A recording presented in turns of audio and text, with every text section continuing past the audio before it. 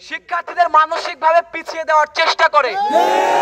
ওরা ভেবেছে একটার পর একটা ইস্যু তৈরি করলে আমরা দমে যাব, কিন্তু ওরা জানে না আমরা কি পরিমাণ মানে এই বিষয়ে কি পরিমাণ হচ্ছে বিপ্লবী। যার ফলশ্রুতিতে আপনারা জানেন 1 মাস যাবত ইউজিসি থেকে তৈরি করা বৃহত্তর যে হাই ভোল্টেজ কমিটি আছে তারা কাজ করছে এবং অলরেডি আপনারা জানেন একটা সিদ্ধান্ত কিন্তু হয়ে গেছে। জাস্ট 25 এবং 26 তারিখ 2টি মিটিং আছে, এরপরে আমরা কি কি হবে আপনারা সবাই দেখতে পাবেন।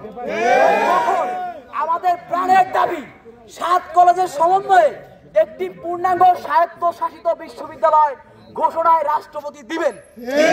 এটার মাধ্যমে ঢাকা বিশ্ববিদ্যালয়ের শোষণের চির মুক্তি ঘটবে।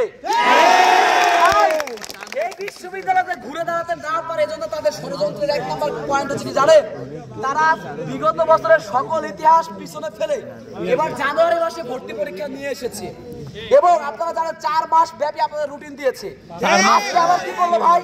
2টা পরীক্ষা সে 2 মাস পর্যন্ত পিছনে নিয়ে গেল।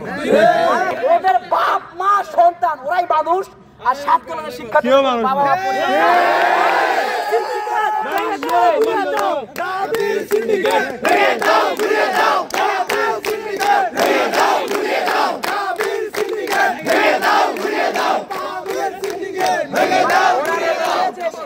শিক্ষার্থীদের পরিবার নাই, আমাদের আর উপার্জন করতে হবে না, কর্মজীবনে যেতে হবে না, সারা বছর শুধু আদু ভাইয়ের মতো পড়াশোনাই করবে, এটা হবে না। এই জন্য এই যে ভণ্ডামির রুটিন, এই রুটিনের বিরুদ্ধে আপনারা সবাই প্রতিবাদ করছেন, আমরা প্রতিবাদ করছি।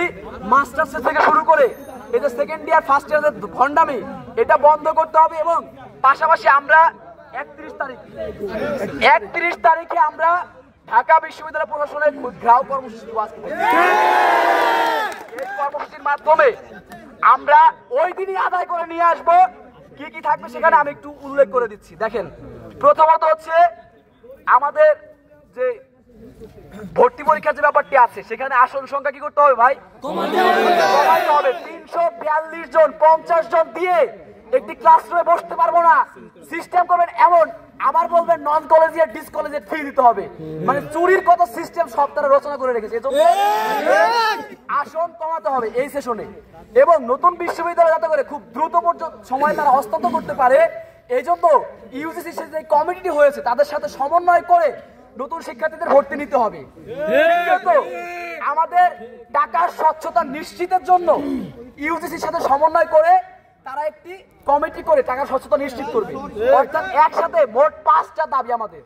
এই যে কার্যক্রম আছে, এই যে বর্তমান পরীক্ষা চলছে, নির্দিষ্ট সময় নিতে হবে। যদি শুক্রবার পরীক্ষা নিতে হয় শুক্রবার নিতে হবে, বন্ধের মধ্যে পরীক্ষা হলে বন্ধের মধ্যেই নিতে হবে। তবে বিশেষ করে মানসিক যন্ত্রণা থেকে আমাদের মুক্তি দিতে হবে এবং আপনারা নিজেদের মতো করে সবাই যার যার প্রতিক্রিয়া ব্যক্ত করুন।